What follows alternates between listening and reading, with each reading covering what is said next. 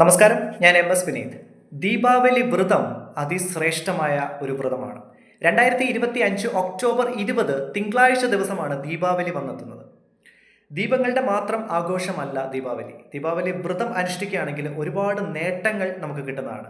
മഹാലക്ഷ്മി ദേവിയുടെ പൂർണ്ണമായിട്ടുള്ള അനുഗ്രഹം, അതുപോലെ തന്നെ വിഷ്ണു ഭഗവാന്റെയും ശ്രീകൃഷ്ണ ഭഗവാന്റെയും ശ്രീരാമചന്ദ്രൻ്റെയും പൂർണ്ണമായിട്ടുള്ള അനുഗ്രഹം നേടിയെടുക്കാൻ സാധിക്കുന്നതും അതുവഴി ധനപരമായിട്ടുള്ള ബുദ്ധിമുട്ടുകളെല്ലാം മാറ്റിയെടുക്കാനും ശത്രുപരമായിട്ടുള്ള തടസ്സങ്ങൾ നീക്കം ചെയ്യാനും കുടുംബത്ത് നല്ല ഐശ്വര്യവും സമ്പൽ സമൃദ്ധിയും ആർജിച്ചെടുക്കാനും അങ്ങനെ ആരോഗ്യപരമായിട്ടുള്ള ബുദ്ധിമുട്ടുകളെല്ലാം മാറ്റിയെടുക്കാനും സഹായകരമാകുന്ന അതിശ്രേഷ്ഠമായൊരു വ്രതമാണ് ദീപാവലി വ്രതം.